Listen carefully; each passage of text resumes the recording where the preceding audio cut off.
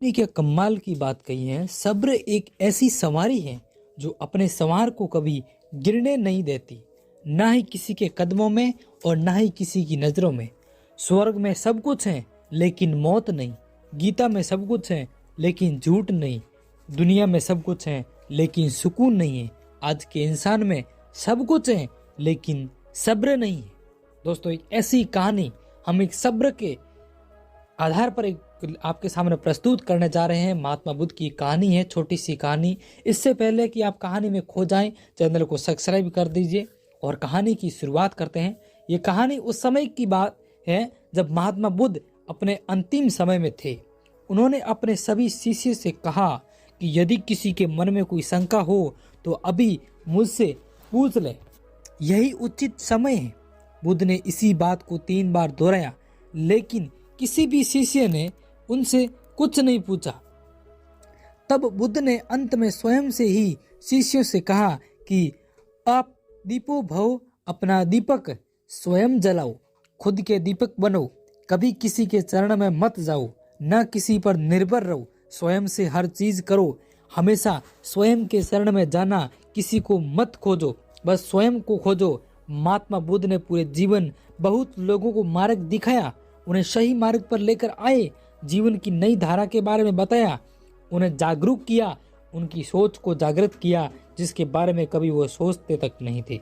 सभी मनुष्य एक यंत्र के भांति जीवन जी रहे थे। उन्होंने उन्हें चेताया, उन्हें जगाया, फिर भी बुद्ध अंत में सभी से कहते हैं कि अप दीपो भव, अपना दीपक स्वयं बनो। महात्मा बुद्ध कभी यह नहीं कहते कि उनकी बातों पर ही विश्वास करें, उसे मान, उसी राह पर चलो, लेकिन बुद्ध ने ये क्यों कहा कि अप दीपो भव? महात्मा बुद्ध ने तो जीवन के कई राज खोल दिए थे कि जीवन क्या है, क्यों है, ये जीवन कहाँ से आता है, ये दुख क्या है, क्यों है और ये क्यों आता है, सब बुद्ध ने बता दिया। बुद्ध ने तो मुक्ति के मार्ग तो बता दिया था, लेकिन इतना सब कहने के बाद भी महात्मा बुद्ध ये क्यों कहते हैं कि अप दीपो भव? उनका क्या तात्पर्य था? एक बार की बात है, एक गांव के बाहर कहीं दूर एक गुरु रहा करते थे। उन गुरु की ख्याति पूरे में प्रसिद्ध थी, हर कोई उन्हें पसंद करता था। एक बार एक व्यक्ति उनके पास आकर कहता है कि हे गुरुदेव, मैं आपका शिष्य बनना चाहता हूँ।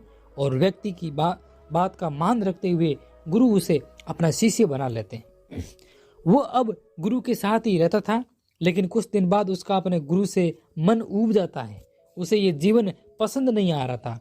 उसे ये लगता था कि गुरुदेव रोज एक ही चीज बताते हैं, कुछ अलग नया नहीं बताते हैं। ये तो कोई भी ज्ञान की बात मुझसे करते ही नहीं, फिर क्या लाभ है जो मैं इनके पास रहूं। लेकिन तभी व्यक्ति को यह ख्याल आता है कि उसे गुरु से कुछ कठिन प्रश्न पूछना चाहिए, जिससे ये ज्ञात हो जाएगा कि ये गुरु ज्ञानी है या नहीं। कहीं ये ज्ञानी होने का ढंग तो नहीं कर रहे हैं, ढोंग तो नहीं कर रहे हैं और मेरा समय भी व्यर्थ कर रहे हैं। ये सब सोच वो गुरु के पास पहुंच जाता है और उनसे कहता है कि हे गुरुदेव, मेरे मन में कुछ प्रश्न है, कुछ जिज्ञासा है, जानने की इच्छा है, जिसके उत्तर मैं जानना चाहता हूँ। कृपा कर आप मुझे उसका उत्तर देंगे। गुरुदेव कहते हैं कि कैसे प्रश्न? पूछो जो पूछना है। तब वो व्यक्ति अपने गुरु से पूछता है कि हे गुरुदेव, ये मृत्यु क्या है और ये क्यों आती है? शिष्य के इस प्रश्न पर गुरुदेव कहते हैं कि क्या तुमने जीवन को जान लिया है? यदि जानते हो तो तभी मैं इसका उत्तर तुम्हें दूंगा। तब गुरु की बात सुन शिष्य कहता है कि जी गुरुदेव, मेरे हिसाब से जीवन भी है जो ईश्वर ने हमें दिया है ताकि हम उनकी भक्ति, उनकी आराधना कर सकें और उनके चरणों में हम स्थान मिल सके। तब गुरु शिष्य की बात सुन कहते हैं कि क्या तुम्हें ये ईश्वर ने बताया? शिष्य कहता है कि नहीं, लेकिन ये सब बातें ज्ञानी लोग कहते हैं। तब गुरुदेव आगे पूछते हैं कि तुम्हारा अन्य प्रश्न क्या है? वह शिष्य कहता है कि मैं जानना चाहता हूँ कि मैं पिछले जन्म में कोई कौन था। शिष्य के इस प्रश्न पर गुरु पूछते हैं कि क्या तुमने अपने इस जन्म को जान लिया? तब शिष्य कुछ नहीं कहता और एकदम चुप हो जाता है। वो सोचने लगता है कि यह तो किसी भी प्रश्न का उत्तर नहीं दे रहे हैं, बल्कि मुझसे ही प्रश्न कर रहे हैं। मैं सही था या ढोंगी है? इन्हें कुछ नहीं आता, मैं व्यर्थ ही इनका शिष्य बन अपना समय व्यर्थ कर रहा हूँ। तब गुरुदेव उस शिष्य से कहते हैं कि यदि तुम्हें उधार का ज्ञान दे दूं तो इससे तुम्हें कुछ प्राप्त नहीं होगा। मैं इसकी जगह तुम्हें मार्ग दिखा सकता हूँ जिस पर चलकर तुम ज्ञान प्राप्त कर सको, लेकिन उस पर तुम्हें स्वयं जाना होगा। ज्ञान तुम्हारे भीतर ही है। मैं तुम्हें मार्ग बताऊंगा, उस पर तुम्हें जाकर स्वयं को खोजना होगा, क्योंकि ज्ञान हमारे भीतर होता है। मेरे कहने से तुम्हें ज्ञान की प्राप्ति नहीं होगी, तुम्हें स्वयं ही उसे खोजना होगा। तब गुरु की बात सुन शिष्य को ये पता लगता है कि शायद गुरुदेव को मेरे प्रश्नों का उत्तर नहीं पता, तभी वो इस तरह स्वयं को बचा रहे हैं।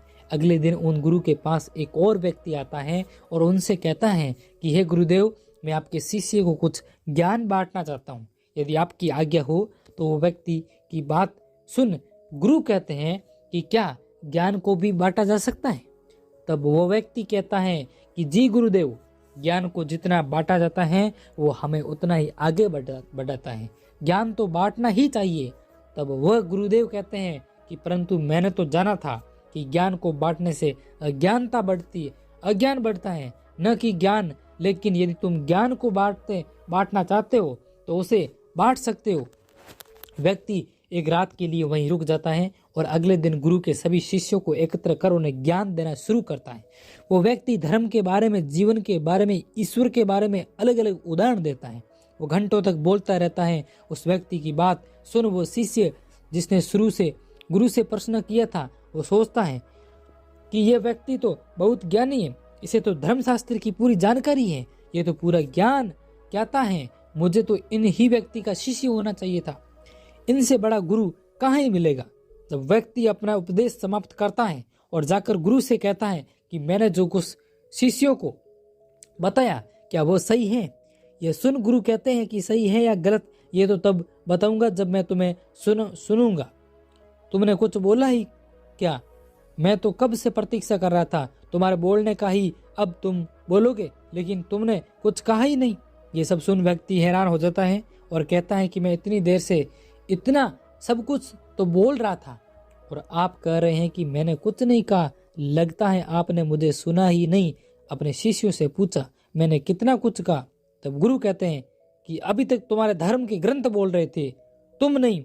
यदि कुछ बोल रहा था तो वो तुम्हारे धर्म, गुरु उदाहरण और पुस्तकें, तुमने तो अभी बोलना शुरू भी नहीं किया। तब वो व्यक्ति कहता है कि आप क्या कहना चाहते हैं, मैं नहीं समझा। तब गुरुदेव कहते हैं कि अपनी आंखें बंद करो और ध्यान से सुनो जो भी मैं कहता हूँ और फिर मुझे बताना। गुरु उससे कहते हैं कि तुमने जीवन के बारे में कहा, मृत्यु के बारे में कहा, धर्म के बारे में कहा, लेकिन क्या तुम इन्हें जानते हो? तुमने पूर्व जन्मों के बारे में बताया क्या? तुम्हारा खुद का इसमें अनुभव क्या? तुमने ईश्वर के बारे में बताया क्या? तुमने ईश्वर देखा और सुना है क्या? कहीं ऐसा तो नहीं तुमने बाहर से ये बात सुन ली हो और बिना उसे साने खोजे यहाँ आकर बता दिया। इन बातों को तुम अपने भीतर देखो और उन्हें खोजो और जानो कि इसमें कौन सी बातों को तुमने अनुभव किया है। गुरु की बात सुन उस व्यक्ति ने तुरंत आंखें खोल दी और तब वो गुरु से कहते हैं कि आप सही कहते हैं कि मैं इनमें से किसी भी बात को नहीं जानता और न ही उसे कभी अनुभव किया। मुझे तो कुछ पता ही नहीं, मैं तो अब तक दूसरे के ज्ञान को ही ढो रहा था।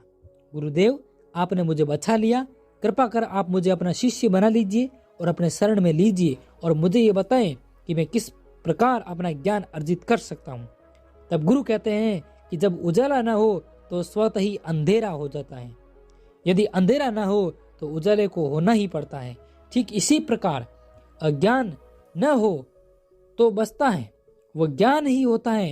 यदि तुम अपने भीतर से अज्ञान हटा दोगे तो वो स्वयं ही ज्ञान आ जाएगा।